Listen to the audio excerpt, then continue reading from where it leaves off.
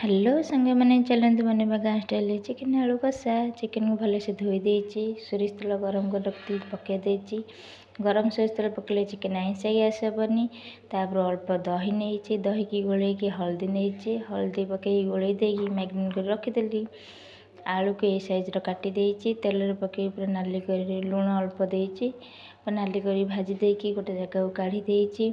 Same कढ़े तेल नहीं चीनी अल्प नहीं चीनी नहीं चीनी पूरा नाली गोटा मसला गुजराती पकई पियाज पकई ग्राइंडर जार नहीं जीरा गोटे शुक्ला लंका रसुण गोटे अदा अल्प गोटे टमाटर ताको भल से पूरा पेस्ट कर देती माने बाटी देती।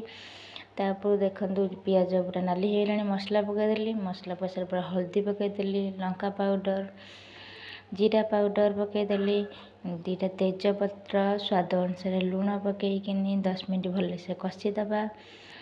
देखो एमती मसला पूरा 10 मिनट कषिदबा मसला कषि गला चिकेन मसला पकईदबा चिकेन मसला पकई 5 मिनट कषिदबा भल से। देखो शुद्ध भाव में मसला पूरा कषि गला तेल भी छाड़ी जाइए चिकेन पकईदबा तापर चिकेन पकईकिनी भल से मिक्स करदबा चिकेन को मसला 10 मिनट कषिकी घोड़े दबा। घोड़े देखो काढ़ला चिकेन पूरा हो गला आलू पकईदबा आलू पकई भल से कषिदबा भल कषिगला पानी देदबा। चिकेन तरकारी हो गला धनिया पत्र पकईदबा गरम मसला पकईदबा हो गला मोर गाँ स्टाइल चिकेन कषा रेडी। आपण भात रुटी पिठा जो थे खाई तरकारी टेस्टी होता।